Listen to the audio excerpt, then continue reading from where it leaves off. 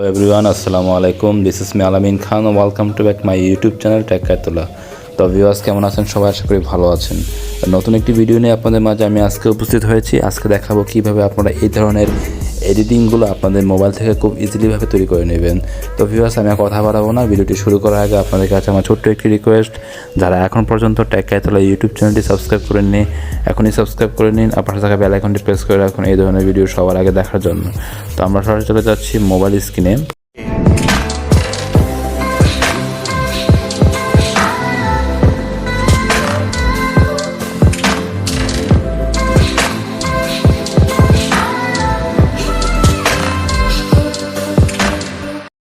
এই ধরনের এডিটিংগুলো করতে আমাদের এখানে ফটোপে একটি অ্যাপসের প্রয়োজন। তো ফটোপে অ্যাপসটি আপনারা গুগল প্লে স্টোরে সার্চ দিলে পেয়ে যাবেন। তো আমি ফটোপে অ্যাপসটি এখান থেকে ওপেন করে নিচ্ছি। অ্যাপটি ওপেন করার পর ঠিক এখান থেকে আপনারা এখন চলে যাবেন এই কোনার ফাইল অপশনে। ফাইল অপশন থেকে আপনারা চলে যাবেন এখানে ওপেন থেকে আপনারা এখান থেকে একটি পিএসডি ফাইল আপনারা মকআপ সিলেক্ট করে নেবেন। দেখতে পাচ্ছেন স্যামসাং গ্যালাক্সি নোট 8।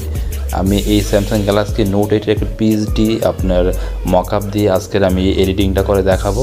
তো এটা আপনারা আমার সাথে কন্ট্যাক্ট করলে ডেসক্রিপশনে আমার নাম্বার দেওয়া আছে, আমার কাছ থেকে আপনারা এই মকআপটি কিন্তু নিতে পারবেন। তো আমি এখন এই মকআপটি সিলেক্ট করছি।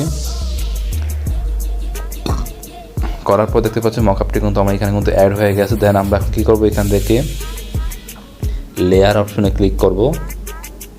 দেন এখান থেকে আমরা স্মার্ট অবজেক্টে ক্লিক করব। দেন এখান থেকে আমরা ওপেনে ক্লিক করে দেব। ওকে ভিউয়ার্স, দেন এখন আমরা কী করব, এখন আমরা এখান থেকে সরাসরি আবার ওই ফাইল অপশনে ক্লিক করব। দেন এখান থেকে আমরা এখন চলে যাব ওপেন অ্যান্ড প্লেস।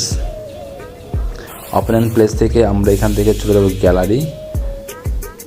এই গ্যালারি থেকে আমাদের একটি স্ক্রিনশট আমরা আগে থেকে করে রেখেছি। তো আপনারা আপনাদের ইউটিউব চ্যানেল বা আপনাদের ফেসবুক আইডি বা আপনাদের ইনস্টাগ্রামের আপনাদের যে প্রোফাইলটা সেটাকে আপনার স্ক্রিনশট দিয়ে নিয়ে কিন্তু আপনারা কিন্তু আমার মতো এরকমভাবে করে কিন্তু আপনারা এডিটিং করতে পারবেন। তো আমি আমার ইউটিউব চ্যানেলের আমার প্রোফাইলটা আমি এখান থেকে আমি স্ক্রিনশট নিয়েছি। দেন আমি এখন এটাকে এখান থেকে ট্রিক আইকনে ক্লিক করে দেবো।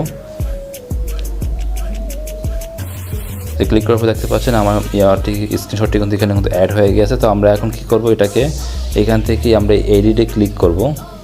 দেন এখান থেকে আমরা চলে যাব, এখান থেকে এই ট্রান্সফর্ম একটি অপশন দেখতে পাচ্ছেন, এই ট্রান্সফর্মে ক্লিক করব।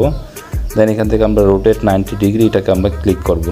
করে দেওয়ার পর আমরা কী করবো, এখন আমাদের এই স্ক্রিনশটটি কিন্তু সিলেক্ট হয়ে আছে। তো দেন আমরা এখন এই কর্নারে চাপ দিয়ে ধরে রেখে আমরা আমাদের যে এটার সাইজ আমরা করে দেবো, অ্যাডজাস্ট করে নেব এরকমভাবে।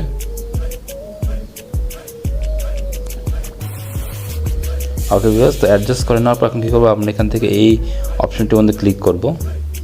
দেন এখান থেকে আমরা নিচের যে দুইটি স্ক্রিনশট দেওয়া আছে এই দুইটা আমরা এখান থেকে অফ করে দেবো। ঠিক এরকমভাবে আপনারা দেখতে পাচ্ছেন এই চোখের মতো দুইটি আইকন আছে, এই চোখের মধ্যে এই আইকনের মধ্যে ক্লিক করবেন। একটা অফ হয়েছে, তারপর দেন আপনার দ্বিতীয়টি অফ করে দেবেন। জাস্ট উপরেরটি আপনারা অফ করবেন না। দেন এখান থেকে আবার এই অপশনটির মধ্যে ক্লিক করবেন।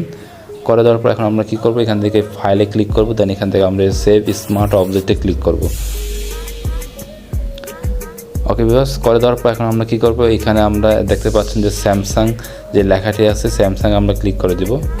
তাই ভিউয়ার্স দেখতে পাচ্ছেন মুহূর্তের মধ্যে কিন্তু আমার টেমপ্লেটটি কিন্তু এখানে কিন্তু সেভ হয়ে গেছে। খুব সুন্দর কিন্তু একটি দেখতে পাচ্ছেন মকআপ কিন্তু আমার যে স্ক্রিনশটটি কিন্তু এখানে কিন্তু অ্যাড হয়ে গেছে। তো ভিউয়ার্স এইভাবে কিন্তু আপনারা কিন্তু আপনাদের পছন্দের যে স্ক্রিনশট দিয়ে কিন্তু আপনারা এই মকআপে এই স্যামসাং গ্যালাক্সির মধ্যে দেখতে পাচ্ছেন এটি এরকমভাবে করে নিতে পারবেন। তো এখন আমরা কী করবো, এটাকে আমরা সেভ করব কীভাবে।